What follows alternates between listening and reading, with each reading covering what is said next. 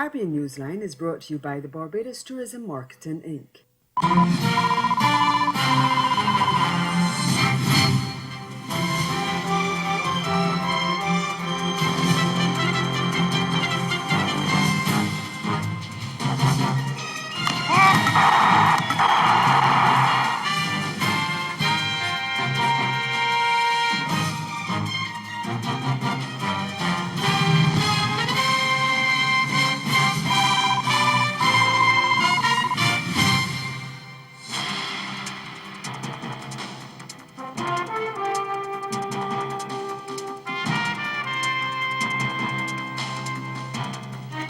Concern about the financial state of Trinidad and Tobago's state-owned oil company. Our top story in Caribbean Newsline for Wednesday, January 11. From the CMC News Center in Bridgetown, I'm Nicole Best. Good evening. The Trinidad and Tobago government may be happy about averting a shutdown at Petrotrin this week, but there are concerns. The already cash-strapped company is now in an even worse financial position as a result of the salary increase it agreed on Monday to avoid a 90-day strike by the Oilfield Workers Trade Union, the OWTU. A former energy minister says Petrotrin will have to borrow money to foot the percentage wage increase bill. Uvashi Tiwari Rupnawayan of CNC3 News tells us more.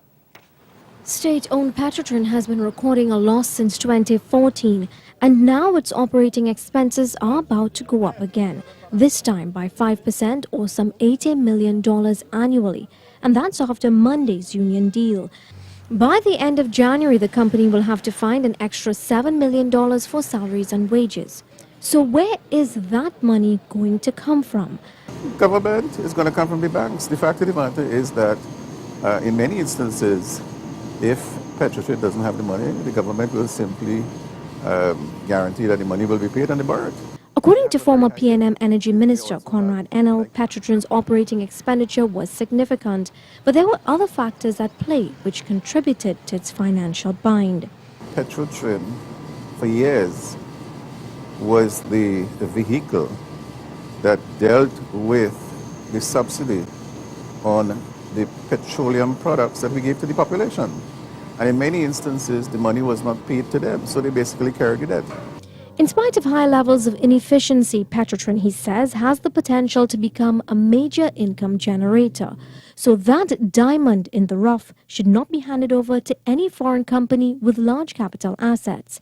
If we take employees who are very qualified, very skilled, and we form them into companies, for example, and then we support them, and then we contract with them, that's a model that can work. But before any turnaround comes, there must be dynamic changes. It's up to the parties involved, he says, to catalyze that change. And when questioned in Parliament about how the Petrotrin deal will be financed, Finance Minister Colm Imber had very little to say on the matter. He had stated during the negotiations that the oil company could not shoulder the additional financial burden of pay increases. But when queries were put to him by the opposition on the heels of the wage agreement, Imber didn't say much. To the Honourable Minister of Finance, what effect, if any, will the 5% settlement with Petrotrin have on the country's national debt? We do not anticipate any impact at this time. Would the Minister indicate to this Honourable House whether it is the intention of the government to borrow monies in order to meet that obligation? It is not our intention at this time. Could the Honourable Minister indicate to this House how the government of Trinidad and Tobago intends to finance that 5% settlement? The government of Trinidad and Tobago does not intend to finance that 5% settlement. Haitian lawmakers are set to discuss the arrest and extradition of Senator Guy Philippe to the United States. This as some legislators condemned the extradition and supporters of the 48-year-old former rebel-turned-politician took to the streets demanding his return to the island. One senator says the extradition is a hard blow to the democratic institutions of the country because Philippe was elected senator. On Monday, At least 200 demonstrators gathered in front of the parliament denouncing the extradition, shouting, and I quote, "If we do not get Guy Philippe, we will not need the parliament," end of quote. 2 police vehicles were burned and several police stations attacked. Philippe was indicted in the U.S. back in 2005 on charges of drug importation conspiracy and money laundering conspiracy. An investigation is underway in St. Lucia into the first police killing of the year. Yves Rene was fatally shot during a police operation in Marigot on Sunday. And while a probe has started, there's concern that it could end up being a long, drawn-out process if history is anything to go by. Miguel Favera of HTS News Force reports. Investigations have commenced into the matter under the guidance of the Director of Public Prosecutions. Once investigations are complete, the file will be sent to the DPP's office, whereupon a determination will be made as to the way forward. According to President Cameron Law, the role of the Police Welfare Association in this matter is to ensure the well-being of the member involved. As such, Law has reached out to the officer. I've expressed, our concerns and, told him that, we're here to support him in whatever way he thinks, he needs us to support him. Also, his entire department, actually, we're there for that support. We will continue to support our officers in these situations. Of course, yes, we empathize with the family and the relatives of the deceased, but he's a member and, there's an investigation into the matter, and we will wait until the investigation is completed, to know exactly where we're moving with it. But how about history, trends, and precedents? Concerns have been expressed in the public domain about what has been considered as protracted investigative and judicial processes, particularly as it relates to police-related homicides. There is some consternation that the investigation into Sunday's homicide might follow the same trend. Swift justice, or lack thereof rather, is not only a sore point for the public, but police officers as well. Well, boy, this is one of the problems that we're having, is not just the justice system. For things to run smoothly, one, the administration, the government is supposed to do what it has to do for the justice system or for the judiciary so that the courts could run or you could get swift justice. They need to also make available the tools that are necessary for the police so we could conduct our investigations within reasonable time. If these things are in place, I think, the general public would be a lot more satisfied with the way our justice system in general is conducted.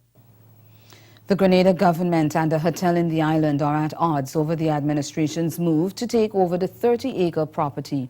The UK-based Rex Resorts has condemned the move by the government to seize the Grenadian by Rex Resorts, one of the island's biggest properties with more than 200 rooms.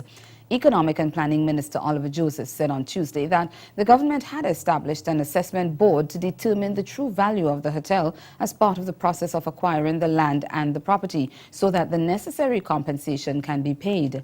In December last year, the High Court ruled that the government has the right to acquire the property, but said it must be done in strict compliance with the island's acquisition legislation.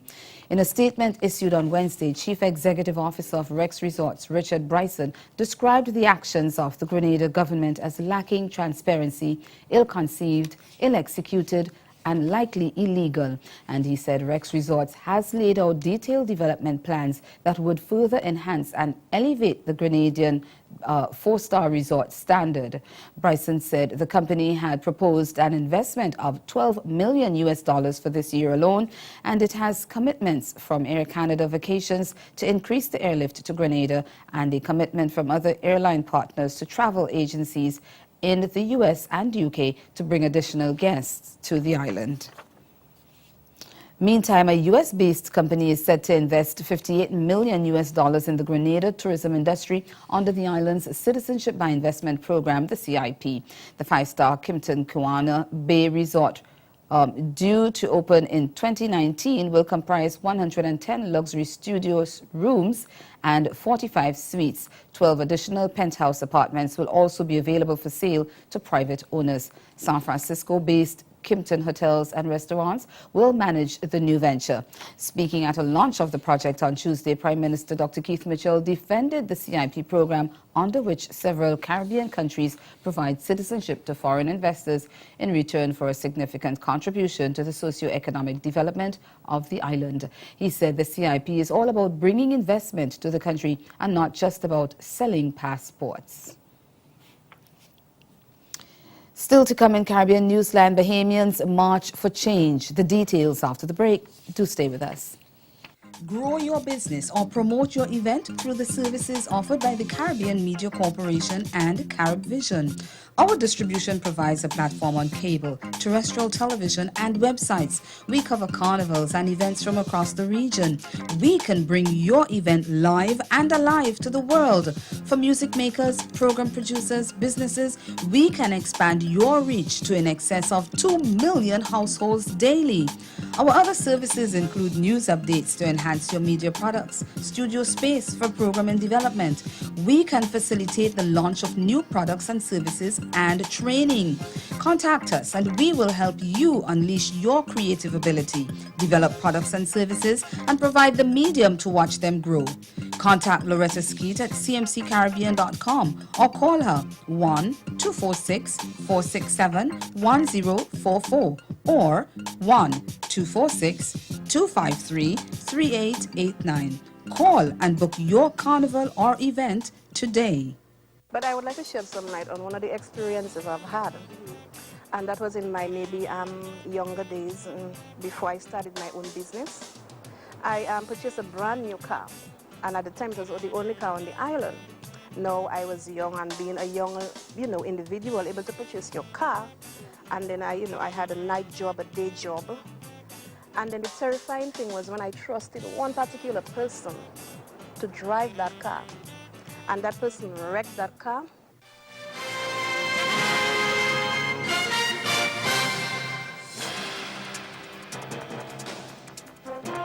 As hundreds of Bahamians marched on Tuesday in celebration of 50 years of majority rule, others were calling for change. Majority Rule Day recognizes the first time Bahamians of African descent took political control of the island of the Bahamas.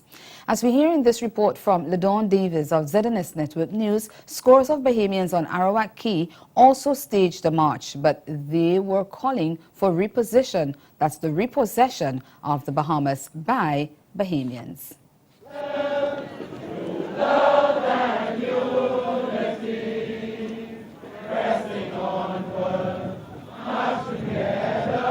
The lyrics of the country's national anthem rang out with pride as a large crowd dressed in their black attire, some with placards in hand, walked in solidarity on Majority Rule Day, taking a stand for the national issues they say have not been fully addressed.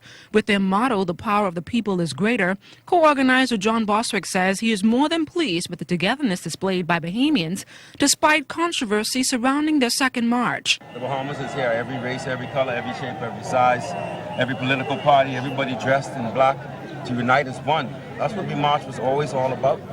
Forward, onward, upward, together, united in love and unity.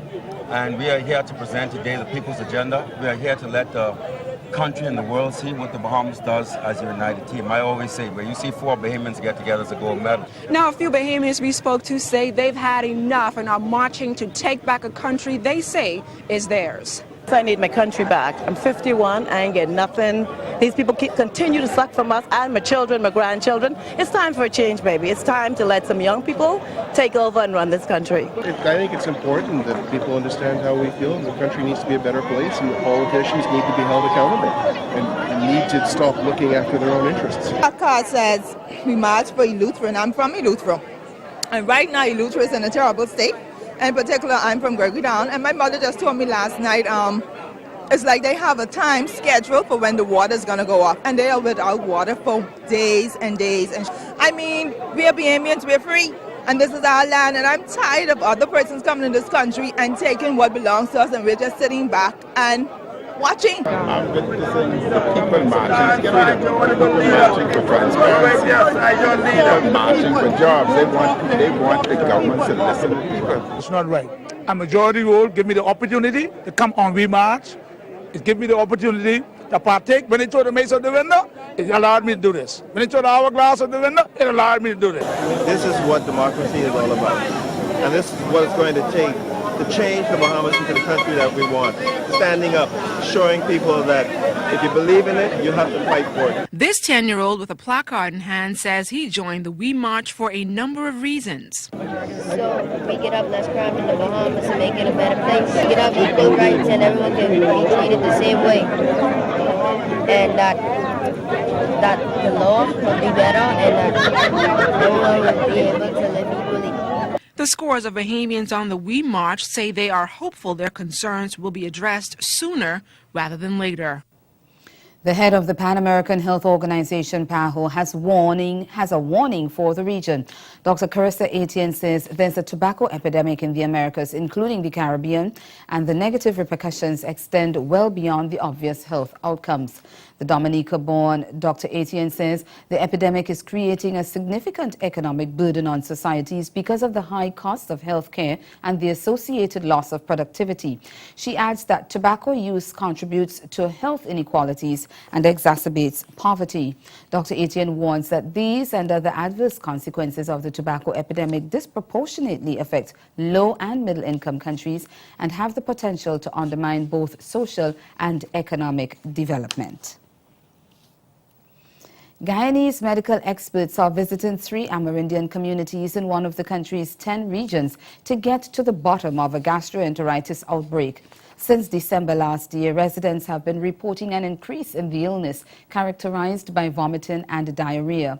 Health authorities confirmed there were 58 reported cases of the infection in 3 villages in Region 9. Children were the main victims. The ministry said it is awaiting the results of samples taken from the residents for testing. In the meantime, the Ministry of Health has partnered with the Environmental Protection Agency, the Ministries of Natural Resources, and the Communities and Indigenous Peoples Affairs to remedy the problem. Gastroenteritis is the inflammation of the stomach and intestines. It is typically caused by a virus or bacteria. Infected persons may experience stomach pains, fever, nausea, and headaches. Still in Guyana, that country has signed an agreement with the University College of the Caribbean and the Law College of the Americas as it moves to establish its own law school. The aim is to ease the difficulties being experienced by Guyanese students who want to attend the Hugh Wooding Law School in Trinidad and Tobago. Attorney General Basil Williams says the establishment of the law school will ensure that local law students no longer have to worry about gaining acceptance at the Trinidad-based institution to continue their legal education. He said the law school will be on the same level as the other regional law schools since they all fall under the Council of Legal Education. The new school will be named the J.O.F. Haynes Law School of the Americas, and Williams said the partnership will result in the investors having a 70% interest in the law school, with the government holding the remaining 30%. And ahead in Newsline Sport, the Soca Warriors new head coach calls it quits after just a month on the job. Stay with us. Sport is next. The Jonkonu's fife, the rhythm of the drum, the strum of the pan, the lilt of the voice from island to mainland. All pigments and tones, old and young, his and hers, all we are one. You, we, me. This is Yui TV.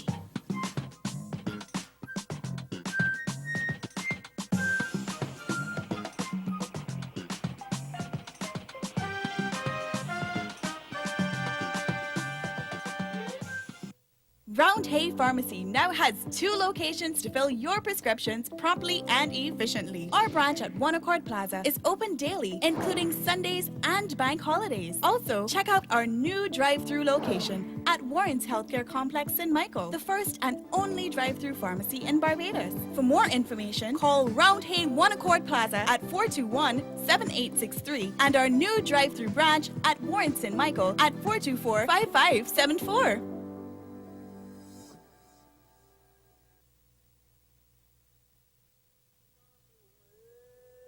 Do you want a real Barbadian experience with peace and tranquility? A home away from home feeling? Come and stay at Best E Villas. We offer 2 amazing locations to choose from, Prospect St. James or Christchurch. Plan a staycation for your anniversary, birthdays, summer or winter breaks, or any special event. Best E Villas is located in close proximity to our lovely beaches. Call us now at 246-425-9751 or visit us at bestevillas.com and make your booking for the best in villas.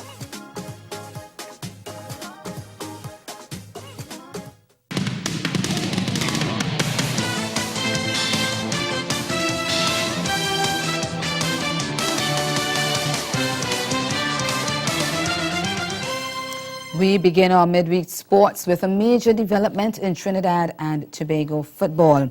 Belgian-born head coach of the Soca Warriors, Tom Saintfi, has resigned. CMC Sports understands that the coach, who was appointed just last month, handed in his resignation on Wednesday, and it was accepted by the Trinidad and Tobago Football Association.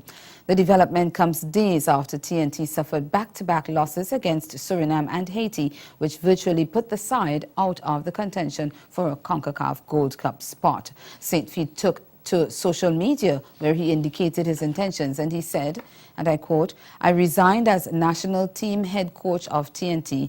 Given the mandate to guide the team past Panama and Mexico in the coming World Cup qualifiers of March 2017, I have come to the conclusion that I can't be successful in this environment," end of quote. Earlier this week, Saintfi lamented that he had not been given enough time to prepare the Warriors for the Gold Cup qualifiers. He has also been under pressure to get the TNT squad on track for another World Cup bid after they lost 2 matches in the hexagonal stage of the qualifiers. Saintfi said that from day one, he did not get the support of the TTFA and its president, and he said that support was needed to be able to do his job in a professional and successful way. The Belgian said he should have walked away from the beginning after the TTFA president publicly second-guessed his own choice of hiring him. But Saintfi said he had given the Football Association the benefit of the doubt. Meanwhile, in an immediate response to the resignation, former national football defender and sports minister Brent Sancho said it spelled disaster for the TNT football from the time former head coach Stephen Hart was fired. I think this is disaster written all over it from the very start, from the press conference, the circus of a press conference, to selection processes, to the display on the field. It was a disaster waiting to happen, and it did happen. Unfortunately for Trinidad and Tobago, it puts us in an even worse situation than we were when Stephen Hart was first fired. And of course, now, I guess the inflection would start, but generally speaking, it's just been absolute circus of events. Staying in football, Jamaica's Reggae Boys are hoping to have their best players available for a brace of international friendlies next month as they step up preparations for the Caribbean Cup finals in June and July's CONCACAF Gold Cup. Neither friendly against United States on February 3 and Honduras 13 days later is on designated FIFA dates, meaning that foreign clubs are not obligated to release players for the national duty. A contingent of 23 locally based players is already in training and was joined this week by defender Kimar Lawrence, who plays for MLS outfits New York Red Bulls. Lawrence has spent a considerable period on the sidelines after sustaining an injury during last year's Copa America Centenario. The Reggae Boys will clash with Martinique, Curacao and French Guiana in the Caribbean Cup finals from June 22 to 25 before turning out in the Gold Cup for July 7 to 26. Outgoing West Indies Cricket Board Chief Executive Officer Michael Muirhead says definite efforts will be made to maximize the commercial potential of the newly acquired Coolidge Cricket Ground in Antigua. The venue, formerly the Stanford Cricket Ground, was recently acquired by the WICB and the Antigua and Barbuda government. Both entities will co-own and manage the facility. In addition to the principal role of hosting games, the WICB said the facility would also be transitioned into a full-service space which will cater to a range of services including cricket matches, camps, entertainment and dining. Maryhead said there would be exciting opportunities which would benefit both cricket and the island. The ground will be the principal venue for the 2016 Regional Super 50s, which runs from January 24 to February 18. The Vivian Richards Cricket Ground in Antigua, along with Kensington Oval, that's the Windward Cricket Club, and the 3Ws Oval in Barbados will be the other venues utilized. Carlos Brathwaite has thrown his support behind West Indies teammate Andre Russell after replacing the injured all-rounder for the remainder of Sydney Thunder's Big Bash, that's the league campaign. Russell was forced out of the T20 tournament after sustaining a hamstring injury during Thunder's win over Melbourne Stars 7 days ago. The 28-year-old Brathwaite said he chatted with Russell on his arrival and was hopeful the player could regain fitness soon. He will bring identical talents to those of Russell. The Barbadian put his abilities on show in last year's T20 World Cup final when he blasted consecutive sixes off the first 4 balls of the final over from Ben Stokes to lift West Indies to a dramatic victory. The feat has followed him ever since, but Brathwaite was quick to downplay expectations. He said, and I quote, "It's very hard, I guess. The biggest and most difficult expectation was from myself. I kind of put those expectations to bed now. I realize I won't hit 4 sixes in a row probably ever again. I'm trying to be consistent as I can." End of quote. Brathwaite's first outing for Thunders earlier this week was a quiet one. He took 2 wickets and made 6 as the reigning champions won their second straight outing after losing their opening 4 games. A former TNT female boxing champion will be inducted into the 2017 Class International Women's Boxing Hall of Fame in Florida.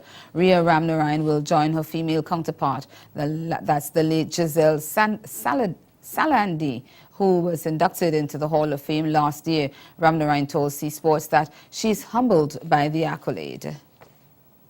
She has won more than 10 international belts during a professional career spanning almost 20 years, and Rhea Ramnarine looks back fondly.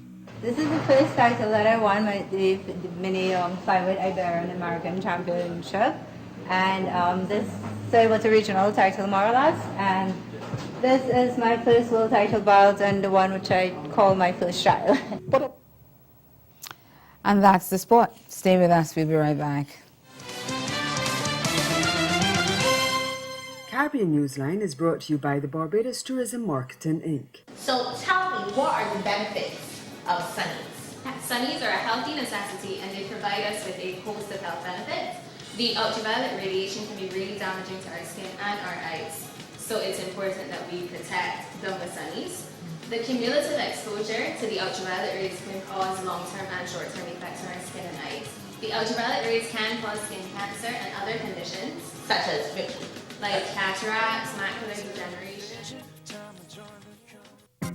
Grow your business or promote your event through the services offered by the Caribbean Media Corporation and CaribVision.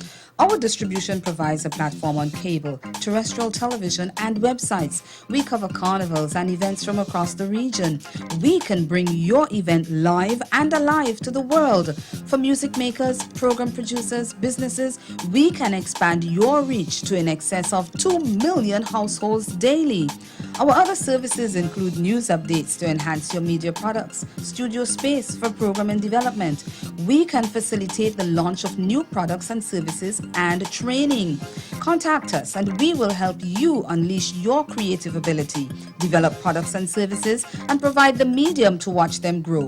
Contact Loretta Skeet at cmccaribbean.com or call her 1-246-467-1044 or 1-246-253-3889. Call and book your carnival or event today. Again, the major developments of this day concerns that Trinidad and Tobago's cash-strapped oil company is now in an even worse financial position as a result of the salary increase it promised to avoid a 90-day strike. And in sport, Tom Seatley quits as head coach of the Soca Warriors after just a month on the job. That's Caribbean Newsline. For news and sport around the clock, log on to CarnaNews.com. We'll be back here again tomorrow. But from all of us at CMC News, thank you for watching and have yourselves a very good night.